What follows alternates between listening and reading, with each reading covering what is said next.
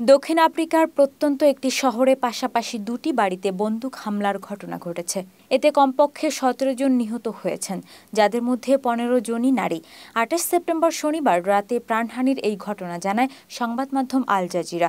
এই ঘটনায় সন্দেহভাজন অপরাধীদের খোঁজে তল্লাশি চালাচ্ছে পুলিশ। পুলিশ জানায়, দক্ষিণ আফ্রিকার একটি প্রত্যন্ত শহরে একে অপরের কাছাকাছি অবস্থিত দুটি বাড়িতে বন্দুক হামলার ঘটনায় ১৫ জন নারীসহ ১৭ জন নিহত হয়েছেন। শনিবার এক বিবৃতিতে জাতীয় পুলিশের মুখপাত্র অ্যাটল্যান্ডা ম্যাথ বলেছেন, সন্দেহভাজন অপরাধীদের খোঁজে অনুসন্ধান চলছে।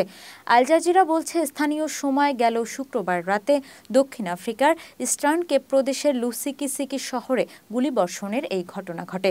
পুলিশ কর্তৃক প্রকাশিত ভিডিওতে দেখা যায়, পাশাপাশি অবস্থিত দুটি বাড়িতে গুলি চালানো হয়েছে। পুলিশ জানায়, একটি বাড়িতে ১২ জন নারী ও একজন পুরুষ এবং অন্য বাড়িতে ৩ জন নারী ও একজন পুরুষ নিহত হয়েছেন।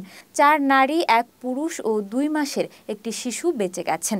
স্থানীয় মিডিয়া জানায়, হামলার সময় ওই লোকেরা একটি পারিবারিক অনুষ্ঠানে যোগ দিয়েছিলেন। তবে হত্যার উদ্দেশ্য ঠিক কী তা এখনও অজানা রয়েছে। পুলিশ মন্ত্রী সেনজো মুচুনু শনিবার এক মিডিয়া ব্রিফিংয়ে বলেছেন, দায়ী ব্যক্তিদের খোঁজে গোয়েন্দা এবং ফরেনসিক বিশেষজ্ঞদের একটি দল মোতায়েন করা হয়েছে। তিনি বলেন, এই মামলার রহস্য উদ্ঘাটন করতে এবং অপরাধীদের খুঁজে বের করতে যে দলটি মোতায়েন করা হয়েছে তাদের প্রতি আমাদের পূর্ণ বিশ্বাস ও আস্থা রয়েছে। হয় তারা নিজেরাই নিজেদের হস্তান্তর করবে অথবা আমরা নিজেরাই তাদের ধরে নিয়ে আসব। এদিকে জাতীয় পুলিশ প্রধান ফ্যানি মাসেমোলা এসএবিসি পাবলিক টেলিভিশনে বলেছেন, আমরা হামলার উদ্দেশ্য জানি না এবং আমরা জানি না যে এই ঘটনায় একজন বা একাধিক সন্দেহভাজন জড়িত আছে কিনা।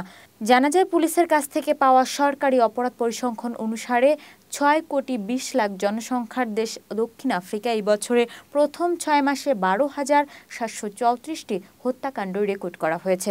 অর্থাৎ প্রতিদিন গড়ে ৭০টিরও বেশি হত্যাকাণ্ড ঘটেছে। মূলত আগ্নেয়াস্ত্রই এসব ক্ষেত্রে মৃত্যুর সবচেয়ে বড় কারণ।